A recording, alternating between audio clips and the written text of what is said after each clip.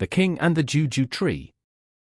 Udo Ubok Udom was a famous king who lived at Itam, which is an inland town, and does not possess a river. The king and his wife therefore used to wash at the spring just behind their house. King Udo had a daughter of whom he was very fond, and looked after her most carefully, and she grew up into a beautiful woman. For some time the king had been absent from his house, and had not been to the spring for 2 years. When he went to his old place to wash, he found that the Idim Juju tree had grown up all round the place, and it was impossible for him to use the spring as he had done formerly. He therefore called 50 of his young men to bring their machetes, knives, and cut down the tree. They started cutting the tree, but it had no effect, as, directly they made a cut in the tree, it closed up again, so, after working all day, they found they had made no impression on it. When they returned at night, they told the king that they had been unable to destroy the tree. He was very angry when he heard this, and went to the spring the following morning, taking his own machete with him. When the Juju tree saw that the king had come himself and was starting to try to cut his branches, he caused a small splinter of wood to go into the king's eye.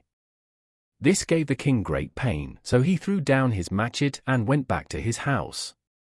The pain, however, got worse, and he could not eat or sleep for 3 days. He therefore sent for his witchmen, and told them to cast lots to find out why he was in such pain. When they had cast lots, they decided that the reason was that the Juju tree was angry with the king because he wanted to wash at the spring, and had tried to destroy the tree. They then told the king that he must take 7 baskets of flies, a white goat, a white chicken, and a piece of white cloth, and make a sacrifice of them in order to satisfy the Juju. The king did this, and the witchmen tried their lotions on the king's eye, but it got worse and worse. He then dismissed these witches and got another lot.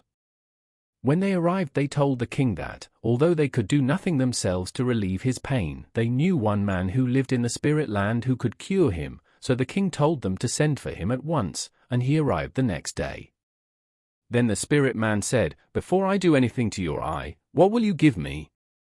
So King Udo said, "I will give you half my town with the people in it, also 7 cows, and some money." But the spirit man refused to accept the king's offer. As the king was in such pain, he said, "Name your own price, and I will pay you." So the spirit man said the only thing he was willing to accept as payment was the king's daughter.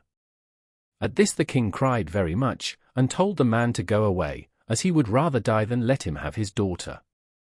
That night the pain was worse than ever, and some of his subjects pleaded with the king to send for the spirit man again and give him his daughter, and told him that when he got well he could no doubt have another daughter, but that if he died now he would lose everything.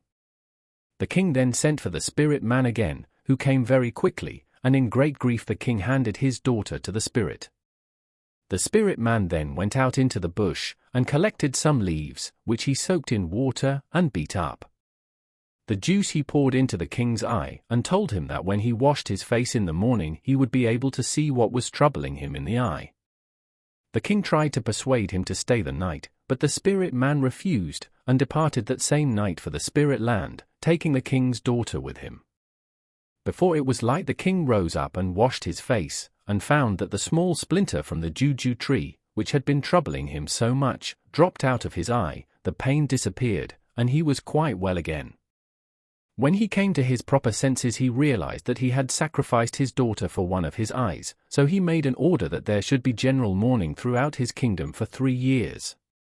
For the first 2 years of the mourning the king's daughter was put in the fatting house by the spirit man, and was given food, but a skull, who was in the house, told her not to eat, as they were fatting her up, not for marriage, but so that they could eat her.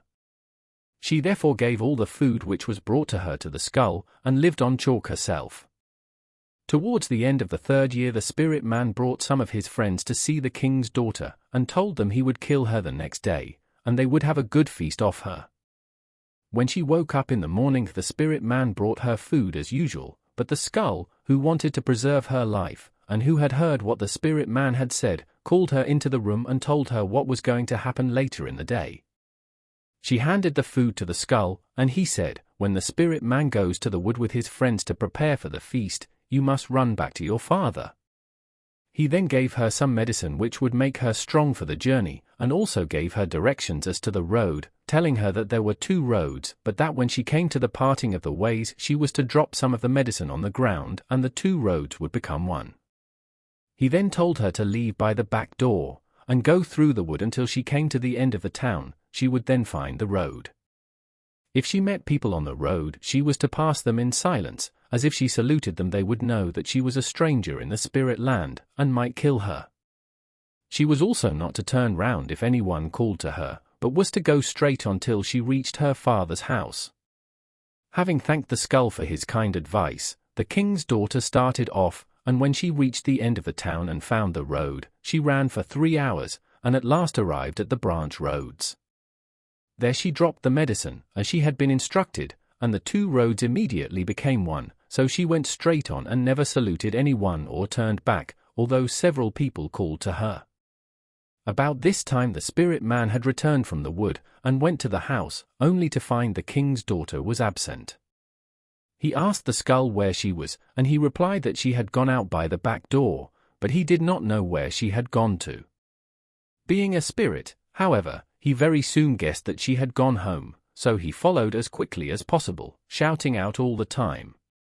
When the girl heard his voice, she ran as fast as she could, and at last arrived at her father's house, and told him to take at once a cow, a pig, a sheep, a goat, a dog, a chicken, and 7 eggs, and cut them into 7 parts as a sacrifice, and leave them on the road, so that when the spirit man saw these things he would stop and not enter the town.